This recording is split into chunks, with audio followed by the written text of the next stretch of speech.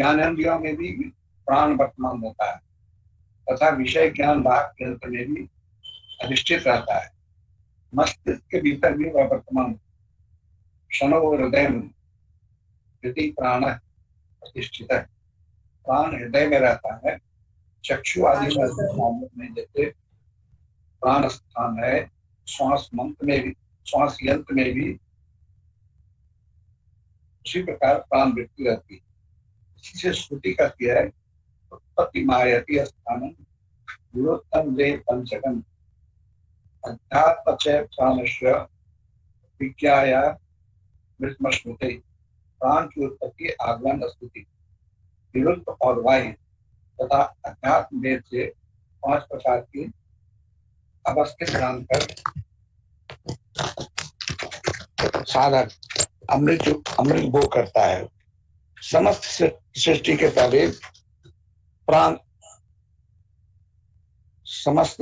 पहले प्राण या प्राणो भूतानां ज्येष्ठ जागतिक समस्त पदार्थों को रई और प्राण कहा गया है।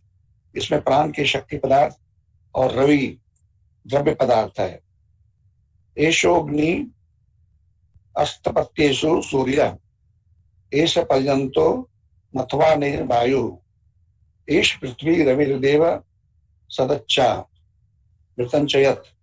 यह प्राण अग्नि होकर ताप देता है, यह सूर्य है, यह पर्जन्य है, यह भगवान इंद्र है, यह वायु है, यह पृथ्वी है तथा यह प्रकाश स्वभाव रवि चंद्र है।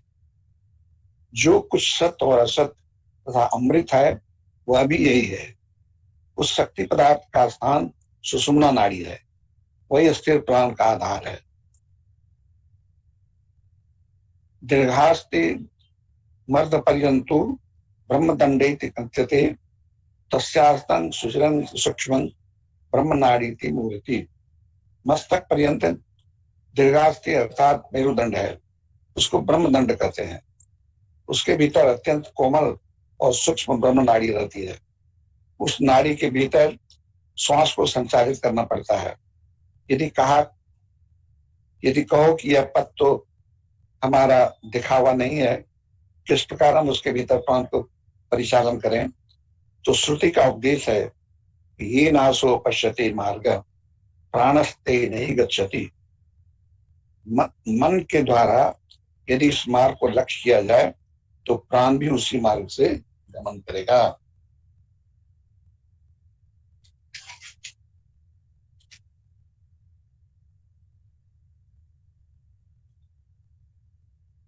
इस संबंध में पूज्यपाद लाहिड़ी महाशय ने वेदांत की व्याख्या की है।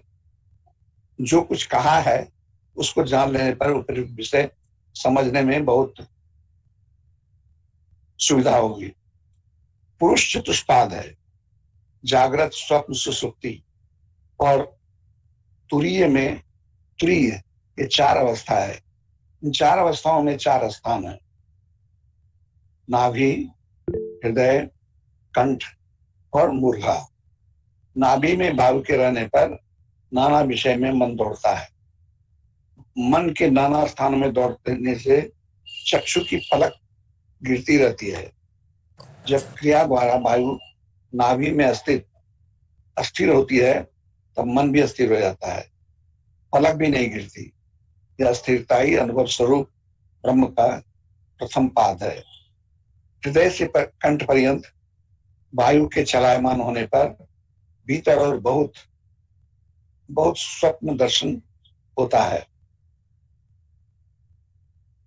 बाहर का स्वप्न है, बाहर का वस्तु दर्शन, जो वस्तुतः है नहीं उसको देखकर मोहित होना। भीतर जो नहीं है वही स्वप्न में दिखता है। जैसे स्वप्न का सर्प, स्वप्न जब सर्प देखते हैं वस्तुतः नहीं होता, फिर भी सर्प देखने पर भय का उद्रेक होता है। हृदय से कंठ तक जो वायु चलायमान रहती है उसके अस्थिर रहने पर फिर स्वप्न नहीं दिखता। बाहर भी अब ब्रह्म के सिवा और कुछ नहीं दिखता। स्वप्न न देखना ये ब्रह्म ज्ञान का चिन्ह है। यही ब्रह्म का तृतीय स्थान है। जब वायु हृदय में अस्थिर होती है तब सुषुम्नावस्था होती है, अर्थात नानात्व का ज्ञान विलुप्त हो जाता है। यही ब्रह्म का तृतीय पाद है। इन तीन पादों के ऊपर जो वायु रहती है उसका नाम अमृत है। वही ऊर्ध्व में उत्थित होकर जब ब्रह्म रंग में अस्थिर होती है तब गगन सदृश अवस्था प्रकाशित होता है। यही चतुर्थ पाद अथवा तुल्य अवस्था है। जब तुम अस्थिर होते हो उस समय तुम्हारी बुद्धि अस्थिर नहीं होती। तब यह हुआ कहने से यहां वहां जाने की कितनी इच्छाएं होती है। क्रिया करके जब अस्थिर हो जाते हो, जब नाना वासनाओं के चित्त विक्षिप्त नहीं होता, तब समझना चाहिए कि तुम्हारी बुद्धि भी अस्थिर हो गई है। जो बुद्धि ब्रह्ममुखी होती है उसमें फिर कल्पना नहीं होती,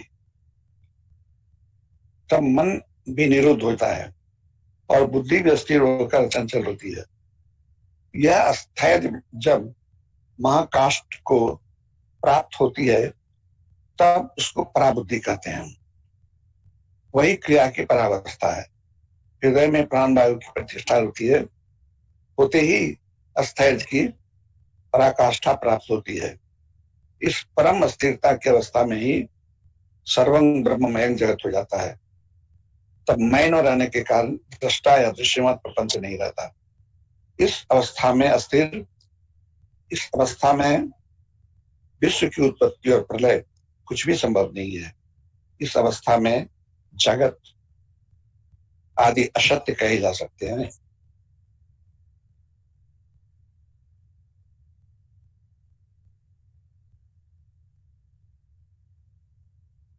समय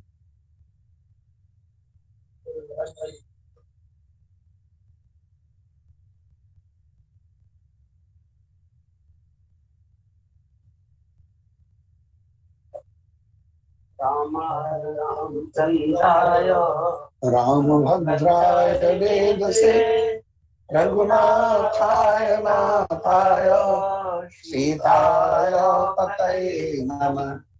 आराम कल्प वृक्षाणां विरामशकलापदाम् अविरामस्य लोकानां रामे रमतां भजे। चक्रे रामायणं चक्रं येन राम कथारसं मोहितपरारसं वाल्मीकिं मधुपन्द स्मरन्तं रामेति तरन्तं भवत् चरन्तम् अमृतारं तं नमामि कपीश्वरम्। सीताराम राम राम मेरे प्रभु राम राम राम। सीताराम राम राम मेरे प्रभु राम राम। मंगल भवन मंगलहारी प्रभु सुदशरथ वीर बिहारी। नाथ शंभुधनु बंदनिहारा कोई है केहू एक दास तुम्हारा। आय सुखा कहूँ किन मोही सुनि रिसाए बोले मुनि कोही। हे नाथ जी के धनुष को तोड़ने वाला आपका कोई एक दास हो ही होगा। क्या आज्ञा है, मुझसे क्यों नहीं कहती? यह सुनकर दूरी मुनि ईर्षा कर बोली, सेवक सो जो करे सेवकाई हरि करनी करी करऊं लड़ाई। सुनहु राम जय शिवधनु तोरा सास बाहु सम सोरी कुमोरा। सेवक हुआ है जो सेवा का काम करे, शत्रु का काम करके तो लड़ाई ही करनी चाहिए। हे राम सुनो, जिसने सीता के धनुष को तोड़ा है वह सहस्त्र बाहु के समान मेरा शत्रु है। सो बिल गाऊ बिहाई समाजा, नो तो मारही जही सब राजा। सुनी मुनि बचन लखन मुस्काने, बोले पर सुधरही अपमाने। वह इस समाज को छोड़कर अलग हो जाए, नहीं तो सभी राजा सारे मारे जाएंगे। मुनि के वचन सुनकर लक्ष्मण जी मुस्कुराए और परशुराम जी का अपमान करते हुए बोले, बहुधनु ही तो लड़काई, काई कवहु नो असी कहन गोसाई। यही धनु पर ममता के हेतु, सुनी रिसाय कह भृगुकुल के तू। हे गोसाई, लड़कपन में हमने बहुत सी धनिया तोड़ डाली, किंतु आपने ऐसा क्रोध कभी नहीं किया। इसी धनुष पर इतनी ममता किस कारण से है? यह सुनकर भृगु वंश के ध्वजा स्वरूप परशुराम जी होकर कहने लगे, रे निप बालक काल बस, बोलत तो ही न समार। धनु ही समति पुरारी धनु, विदित सकल संसार। सीता राम राम राम, मेरे प्रभु राम राम राम। सीता राम राम राम, मेरे प्रभु राम राम राम। मंगल भवन मंगल हारी, द्रवहु सुदशरथ धीर बिहारी। अरे राजपूत, काल की बस होने से तुझे बोलने में कुछ भी होश नहीं है। सारे संसार में विख्यात शिव जी का यह धनुष क्या धनुही के समान है। लखन का हसी हमरे जाना, सुनऊ देव सब धनुष समाना। का छति लाभु चून धनु तोरे, देखा राम नयन के भोरे। लक्ष्मण जी ने हंसकर कहा, हे देव सुनिए, हमारे जान में तो सभी धनुष एक सा ही है। पुराने धनुष के तोड़ने में क्या हानि लाभ? श्री रामचंद्र जी ने तो इसे नवीन के धोखे से देखा था।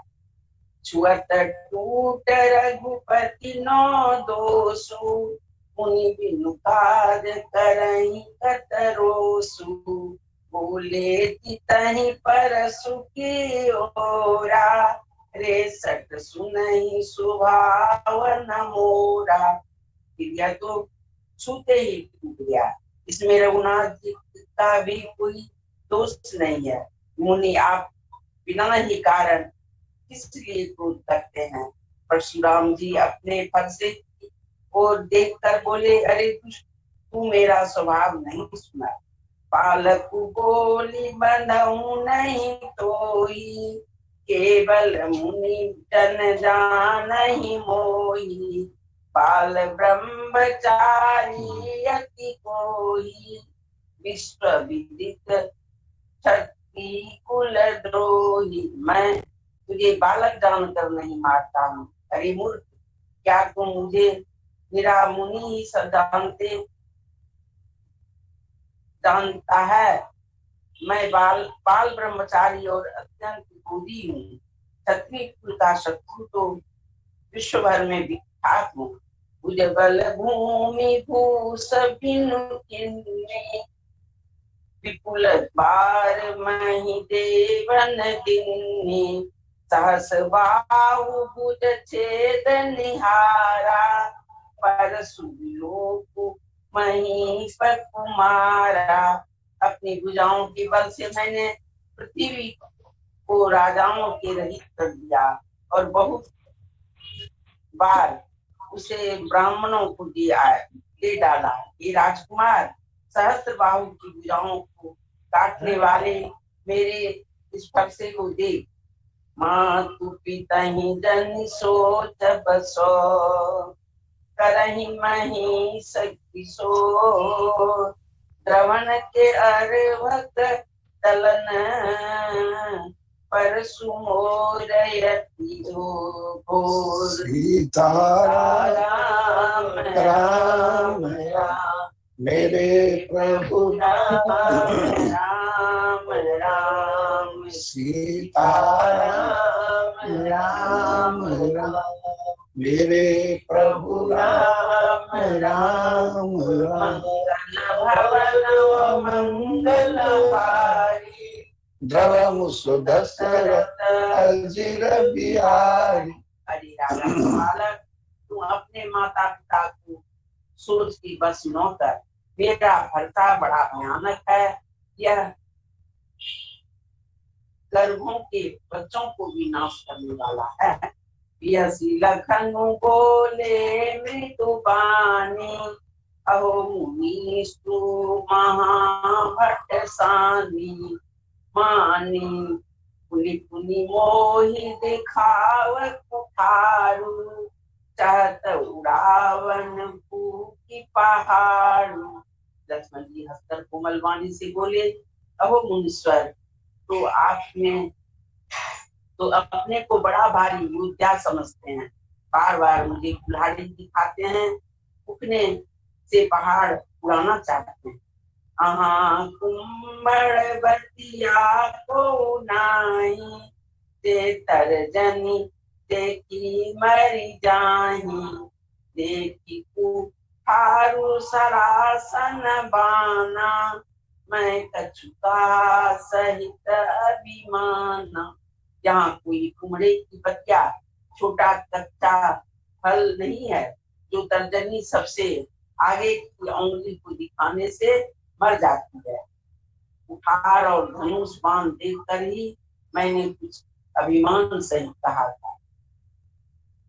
त्रिभुसुत समुझ जनेऊ की लोकी, जो कछुकाऊ समुद्र रोकी, सुर मही सुर हरि जन अरुगाई, हमारी कुलइन पर न सुराई। भृगुवंशी समझकर और अज्ञोपवीत देखकर तो जो कुछ आप कहते हैं उसे मैं क्रोध को रोक कर सह लेता हूँ। देवता ब्राह्मण भगवान के भक्त और गौ, इन पर हमारे कुल में वीरता नहीं दिखाई जाती।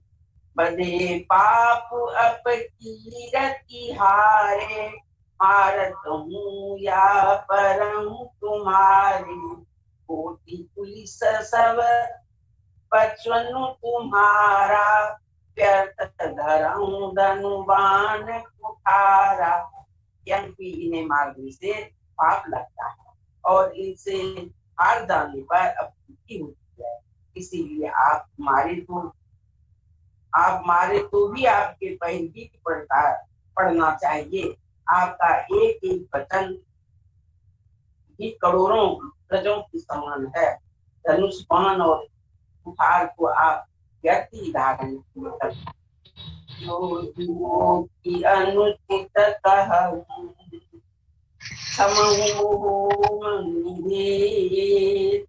सुनी सरोज भृगुवंश मणि। पंडित जी बोलो कि अनंत का पूजा करना है। राम राम राम मेरे प्रभु राम राम राम, सीताराम राम राम मेरे प्रभु राम राम। मंगल भवन मंगलहारी, द्रवहु सुदशरथ अजिर बिहारी। इन्हें धनुष बाण और कुठार को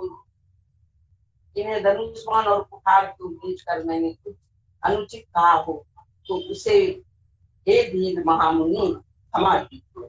यह सुनकर मणि परशुराम जी क्रोध के साथ गंभीर वाणी बोले, रामचंद्र की जय। पवन सुत हनुमान की जय, उमापति महादेव की जय। नित्यकृत निकाल लीजिए आप लोग, 114 पेज, 114, 114 पेज निकाल लीजिए, कृष्ण तांडव स्तोत्र। भजे ब्रजे कमंडलम समस्त पाप खंडनम, स्वभक्त चित्त रंजनम सदैव नंदनंदनम, सुविद्य गुच्छमस्तक सुनादेव मुखस्तकम, अनंग रंग सागर नमामि कृष्ण नागर,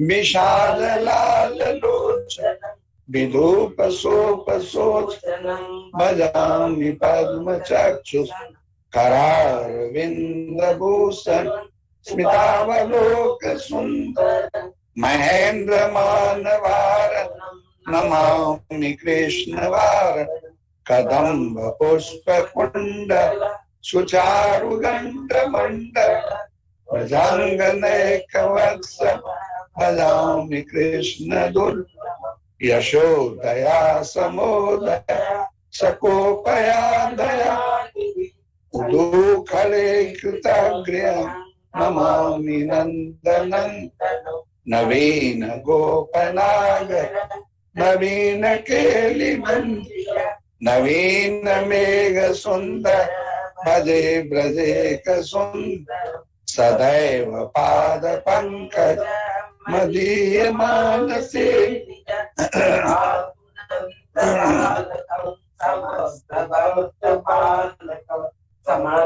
गोपनागिरि हृदयं भजे कमोहन, भजामि कुंज मध्य प्रसून बाल सेवितम्,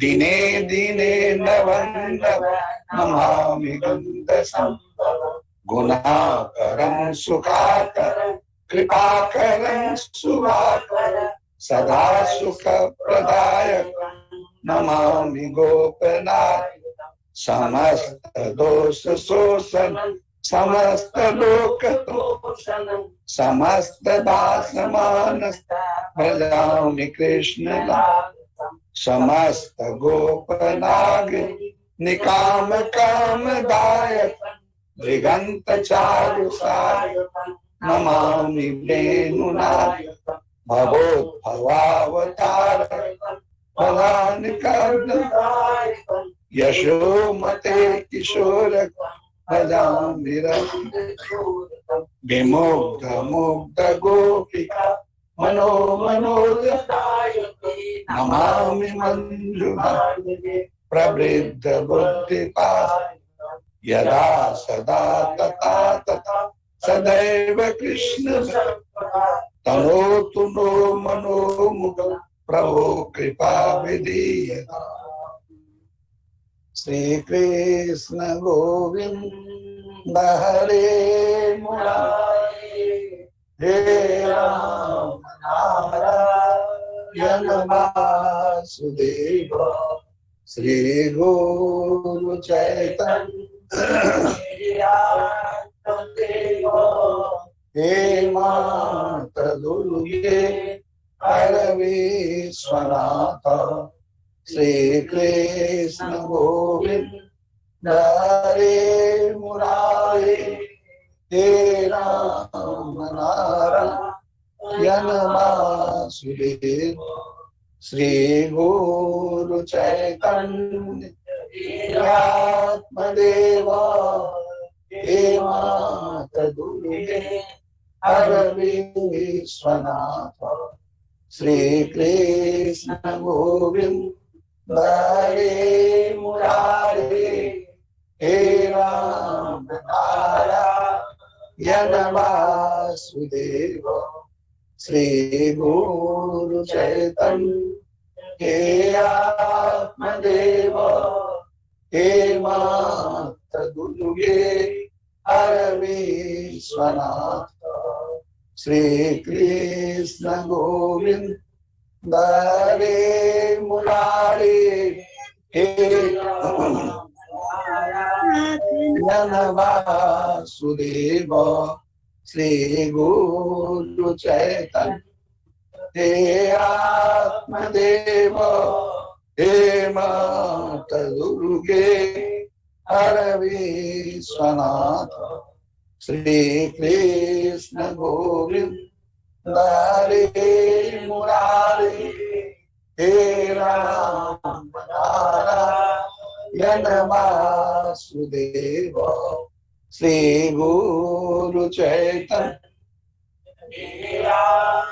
देवा हे माता दुर्गे हर विश्वनाथ पुण्य श्लोको नलो राजा पुण्य श्लोको युधिष्ठिर पुण्य श्लोका च वैदेही पुण्य श्लोको जनार्दन कुसुम संकाशम आश्रपेयं वान्तारिं सर्वपापा प्रणतोऽस्मि दिवाकर दन्तं महाकायं लंबोदर गजाननं विघ्ननाशकरं देवं प्रणमाम्यहम् यत्र यत्रैव स्त्रीषु पुरुषेषु च तत्र तत्राचला भक्तिः त्रायिणां मधुसूदन हे विश्वनाथ शिव शंकर देव देव गंगाधर प्रमथनायक नंदिकेश बाणेश्वरांत कल्पो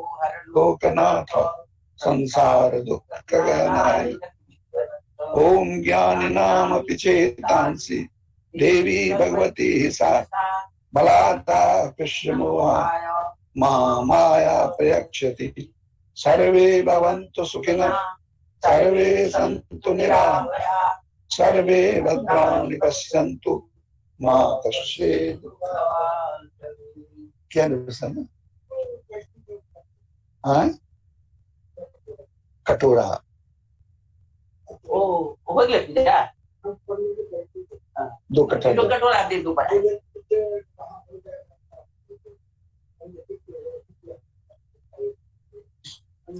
इसका जो है दूध नहीं आया वो छत पे आई लगी छत पे बहुत दे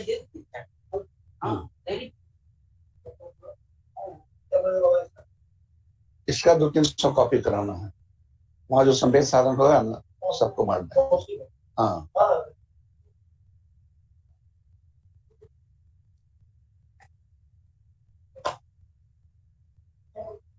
सबको जय गुरु आशा है आप लोग स्वस्थ होंगे और प्रेम गुरु के लिए है जय गुरु बाबा मेरा बाबा जो बोल रहे हैं वो सुनिए जैसा था वैसा ही है कल बहुत अचानक हाई फीवर आ गया सुबह इतना जार 2-3 लिए तब जाकर के थोड़ा इतना जोर आया कि कहने का बात नहीं तो एक दवाई खाए डॉक्टर से पूछ के और बाइक पैक लिए तो सो गए 2 घंटा शाम में उतरे तो मन थोड़ा ठीक लग रहा था और उसके बाद फिर बुखार नहीं आया है लेकिन आफ्टर इफेक्ट आता है तो शरीर कमजोर होने से तो ये सब होता है कभी कभी शरीर का स्थिति ये हो जाता है कि संशय होता है कि हम जा पाएंगे गुरुधाम हो सकेगा संग लेकिन फिर सोचते हैं कि जिन्होंने ये प्रेरणा जगाई है वही संकल्प को पूरा भी करे गुरु पर पूरा विश्वास है मेरा और है कि ये संकल्प जिन्होंने उत्पन्न किया मेरे भीतर वो इस संकल्प को पूरा भी करे आप लोगों के सहयोग की आवश्यकता है 2-3 बातों को करना है जो लोग जाने के इच्छुक हैं वो लोग अपना नाम मिश्रा जी को भेज दें ताकि उनके रहने की व्यवस्था हो तो छोटा जगह आप लोग जानते हैं बहुत बड़ा ज्यादा होटल है तो जो है उपलब्ध उसी में रहना है दूसरा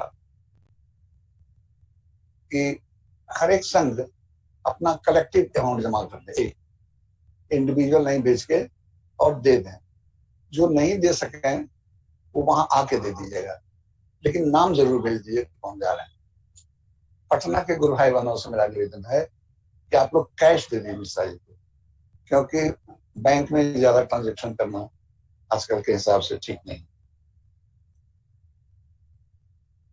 खर्चा तो मुझे लगता है 20 से कम नहीं होगा, 20 से ज्यादा ही होगा। तो वो जो लोग समर्थ हैं वो कुछ विशेष सहयोग कर सकें तो अच्छा है। ये कोई कंपलसरी नहीं है, ये एक अनुरोध।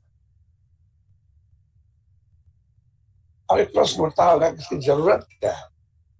बड़ा अच्छा शांति से हम लोग घर में रह रहे हैं कि अब कीजिए, उसमें जाइए, सब आने जाने का खर्चा, परेशानी, क्या मिलेगा हमको वहां जाके? वहां जाने से वो मिलेगा जो कहीं नहीं मिल सकता है। वहां गुरु साक्षात बैठे हुए, वहां गुरु साक्षात बैठे हुए, तो उनका दर्शन मिलेगा, उनका पूजन मिलेगा। मंदिर भी छूट गया, खुल गया है, इसलिए शिव जी का अभिषेक हम कर सकें और शिव जी का पूजा तो कर ही सकेंगे। बाबा कहते थे, सन्याल बाबा, कि कैलाशपति का पूजा करने के बाद कहीं देवघर अब मौसम न जाने की जरूरत नहीं। ये अपने आप में पूर्ण है और सारा देवघर मौसम मत यही है। तो गुरु ने कहा है तो और कहीं जाने की क्या जरूरत है? कैलाशपति का पूजा कीजिएगा। संवेद साधन तो हम लोग करते हैं बीच बीच में, लेकिन गुरुधाम में संवेद साधन करने का विशेष महत्व है, क्योंकि वहां की भूमि जो है वो सन्याल बाबा के तपस्या से पवित्र है। इसलिए वहां हम लोग संवेद साधन करेंगे, संवेद गीता पाठ करेंगे और जो औपचारिकता है रामायण जी का रामायण होगा। इससे हमारा मन का गति बदलेगा। मन जो हमारा दिन रात विषय में है और विषय हमको चिंता छोड़कर और कुछ नहीं देता है। अगर 1% सुख देता है तो 99% पछतावा और चिंता देता है। कोई आज तक ऐसा नहीं है जो विषय से तृप्त हुआ। तो वहां जाए मेरा मन शांत होगा, मेरे मन में भगवान के प्रति, गुरु के प्रति श्रद्धा और प्रेम उत्पन्न होगा। वहां हम लोग एक दूसरे गुरु भाई को मिलेंगे तो परस्पर प्रेम जगे और हंसी मजाक करेंगे तो एक आनंद का भी अनुभूति हो। तो वहां वो मिलेगा जो कहीं नहीं मिल सकता है और उसने कहीं पैसा से खरीदा जा सकता है। इसलिए आप लोग आइए, अपने हिसाब से सहयोग भी कीजिए, क्योंकि यहाँ इसका कोई फंड उंड तो है नहीं। हम ही आप लोग जो थोड़ा बहुत सहयोग करते हैं उसी से होगा, इसे हो ही जाएगा। लेकिन सहयोग करेंगे तो लगेगा कि हम भी इसके हिस्सेदार हैं, हम भी एक भाग हैं इस उत्सव के, और नहीं तो हम आउटसाइडर हो जाएंगे, हम देखने वाले हो जाएंगे, हम दृष्टा होंगे और यहाँ देने से हम दृश्य होते हैं। तो आप ये मत समझिएगा कि हम पैसा कलेक्शन करने के लिए दे रहे हैं। हम ये दे रहे हैं कि आपके पैसे का सदुपयोग हो। धन का तो 3 ही गति है, दान, भोग या नाश। तो ये दान जो है वो अच्छे काम के लिए ये सबसे सुंदर गति है।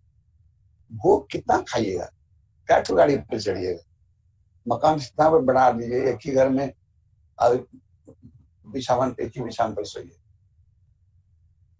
एक लिमिट है, उसके बाद भोग अच्छा नहीं लगता है। तो एक लिमिटेड भोग के लिए करने के बाद कितना पैसा चाहिए उसको, और नहीं करेंगे तो ये अपने चला जाएगा, क्योंकि लक्ष्मी के अस्थिर होकर नहीं रहती है। कमला आखिर न रही उनको, यह जाने सब कोई, पुरुष पुरातन की बधू क्यों नहीं संचला हो। लक्ष्मी अस्थिर नहीं रहती।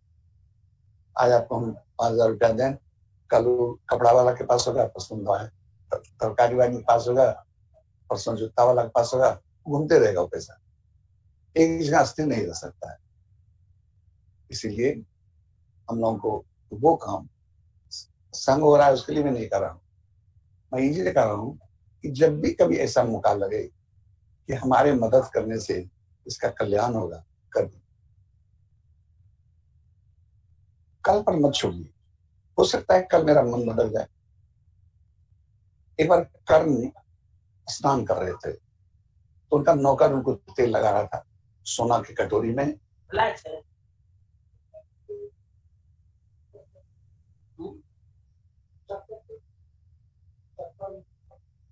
क्या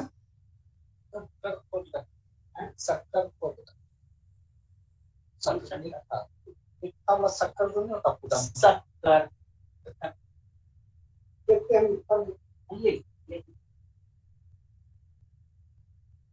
तो कर्ण एक याचक आया कि हमारी कन्या का विवाह है, हमने आपका नाम सुनकर आपके पास आया। तो वो जो कटोरा था सोना का, कर्ण ने बायां हाथ से उठाया, उसको दे दिया। तो उसका जो नौकर था उसने कहा, महाराज आप इतने ज्ञाता हैं धर्म के, इतनी ख्याति है आपकी, और दो काम आपने धर्म के विरुद्ध किया है। एक तो बिना स्नान किए दान नहीं करना चाहिए, अब तेल लगाए थे दान कर दिया, और बायां हाथ से दान नहीं करना चाहिए, दायां हाथ से करना चाहिए। ये धर्म के विरुद्ध काम आपने क्यों किया? करने का मैं जानता था ऐसा नहीं होना चाहिए, लेकिन फिर भी मैंने किया, क्योंकि अगर हम नहाएंगे तब देंगे, हो सकता है तब तक मेरा मन बदल जाए। इस मन का क्या भरोसा? तो इसीलिए हम सुबह से शीघ्र अच्छा काम करना है तो तुरंत कर, उसको कल पे नहीं टालना, क्योंकि हो सकता है मेरा मन कल बदल जाए। तो तीन काम हम लोगों को करना चाहिए। नंबर एक, हम साधन कल पर नहीं छोड़े, कैसा कल कर लेंगे, नहीं, आज का काम आज। पता नहीं कल हम रहेंगे कि नहीं रहेंगे, कल क्या होगा कौन जानता है। कि कोरोना में कितने लोग चले गए सोचा भी नहीं था। इसलिए कल पर मत डालिए भगवान का भजन, साधन रोज की, आज का काम आज। दूसरा, जो पारिवारिक जिम्मेदारी है, माँ है, बेटा है, पत्नी है, इसका परवरिश जो है ये भी भगवान की ही पूजा है। स्वे स्वे कर्मन निरत संसिद्धि लभते नर। जो अपना काम ईमानदारी से करता है, भगवान कहते हैं उसी कर्म से मेरी पूजा हो, क्योंकि हमारा तो यहाँ कुछ है नहीं। अगर पत्नी है, बच्चे हैं, तो ये भी भगवान ने ही हमको दिया है, और इसका परवरिश करने की जिम्मेदारी भी दी। तो ये अगर हम करते हैं तो ये भगवान का ही पूजा है। तीसरा, दान करना चाहिए। अब एक प्रश्न उठता होगा, जो पैसा वाला है वो दान करेगा, हम कहां से दान करें, हम तो गरीब आदमी है। हर एक आदमी को भगवान ने दान करने के लिए कुछ दिया है। किसी को पैसा दिया है, किसी को बल दिया है, किसी को सुंदरता दी है, किसी को मुस्कान दिया है, किसी को तारीफ करने की बुद्धि दिया है, और किसी को मीठा बोलने का कौशल दिया। तो जो कौशल मेरे पास है, ठीक है, हम पैसा नहीं देंगे, पैसा मेरे पास है नहीं। और ये बात ये होती, पैसा इसलिए नहीं है क्योंकि हमने दिया नहीं अभी तक। गुरु नानक के पास एक आदमी गया था और बोला कि हम इतने गरीब क्यों? गुरु नानक ने कहा कि तुम दिए नहीं तो पाओगे कहां से? बोले हम क्या दें, हम गरीब हैं। बोले ये सब बहाना मत करो, भगवान ने हर एक आदमी को देने के लिए कुछ दिया है। बड़ों को सम्मान देना, इसमें कौन पैसा लगता है? छोटे को स्नेह देना, इसमें कौन पैसा लगता है? अच्छे काम की तारीफ करनी है, इसमें कौन पैसा लगता है? किसी को कटु वचन नहीं कहना है, इसमें कौन पैसा लगता है? और रहा धन की बात, तो तुम दिए नहीं तो पाओगे कहां से? हम क्या दें? बोला आज तुम्हें घर में कोई बीमार पड़ेगा तो उसका इलाज करोगे कि नहीं करोगे? बेटी की शादी होगा तो करोगे कि नहीं करोगे? तो हम 5 रुपया 10 रुपया या एक आदमी का सीधा क्यों नहीं दे सकते हैं? हर एक आदमी को इतना सामर्थ्य, और जो देना देता है और देते रहता है, उसके घर में कभी पैसा घटता नहीं, उसके धन की कभी कमी नहीं होती है, उसका भंडार हमेशा भरा रहता है। लेकिन जो देता नहीं है वो हमेशा खाली करता है। पृथ्वी पर हम बीज देते हैं तो पृथ्वी फसल देती है, सागर पुष्प मेघ देता है तो पानी मिलता है, बिना दिए कुछ नहीं। इसलिए देना सीखिए। पैसे से भी हो सकता है, बिना पैसे से भी हो सकता है। धन चाहते हैं तो धन दान दीजिए। जैसे हम आम चाहते हैं तो आम का गाछ लगा, गेहूं चाहते हैं गेहूं का बीज बोते हैं। तो जो आप चाहते हैं वो पहले दीजिए दूसरों को, और तो भगवान ने सबको देने के लिए कुछ न कुछ दिया है। बुजुर्ग सम्मानित आदमी मिल जाता है, हम पैर छू के उसको प्रणाम करते हैं, जो कोई पैसा लगता है, लेकिन ये दान है, नाम दान देते हैं जिससे। कोई विपत्ति में पड़ा हुआ है, हम उसको थोड़ा दवाई ला देते हैं, हालचाल पूछ लेते हैं, तो हम सुनते तो हैं इन सब बातों को, लेकिन कर नहीं सकते। क्यों नहीं कर सकते हैं? क्योंकि बस सुन के आ गए। कल से हम शुरू करें, कल से संकल्प लें कि हम रोज साधन करें। रोज हम खाना नहीं खाएंगे जब तक हम साधन करें।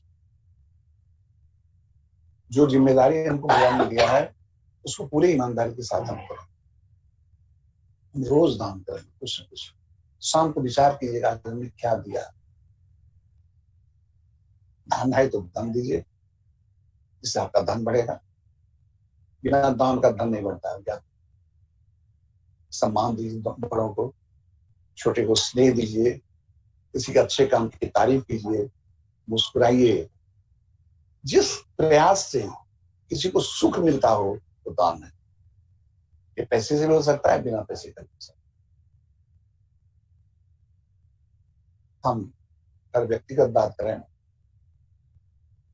तो ये कोई अहंकार की बात नहीं है। हम ऐसा कुछ बहुत बड़ा काम तो नहीं किए, लेकिन हमने जो इतना संग किया उसके पीछे उद्देश्य यही था कि जो कभी नहीं जा सकेगा तीर्थ में, हम उसको ले जाएंगे। और आप लोग जैसे कई लोग मेरे साथ गए भी हैं, तो चित्रकूट, द्वारिका, रामेश्वरम, बद्रीनाथ, जगन्नाथ, उज्जैन, वृंदावन, अयोध्या, तो हजारों हजार आदमी गए तो शायद कभी नहीं जा पाते। बहुत पैसा दिया, बहुत नहीं भी दिया, लेकिन हमने सबको ले गया। तो हमारा उद्देश्य ये नहीं था कि हम जाकर के कोई नाम कमा, ये था कि सबको तीर्थ का लाभ मिले, सब तीर्थ में जाके साधन करें। तो दूसरों की चिंता अगर हमको होगी तो हमारी चिंता भगवान करें। अभी आपको याद होगा कि हमारा एक पेट पिटा, फिर दूसरा पेट पिटा, फिर हम कार्बन डाइऑक्साइड बढ़ गया तो वेंटिलेटर पे जाना पड़ा। कहाँ से आया पैसा? हमको तो कोई जमा पूंजी है नहीं, बस हो गया, भगवान आकर के दे दिए, पेमेंट कर दिए। इस बात को हम महसूस करते हैं, इसीलिए आपसे हम करबद्ध प्रार्थना करते हैं कि देने में कभी संकोच न हो।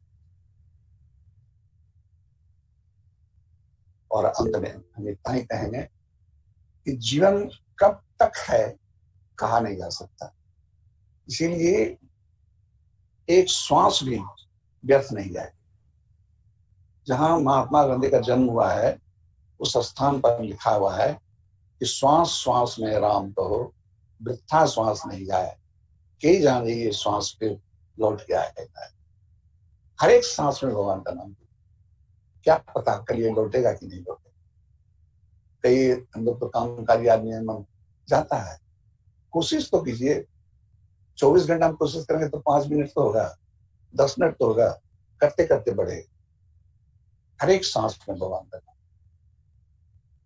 श्वास श्वास सुमिरन करो और उपाय कुछ नहीं। संध्या बाबा ने कहा था कि श्वास श्वास सुमिरन, कबीरा सोया क्या करे, जागन की कर चौर।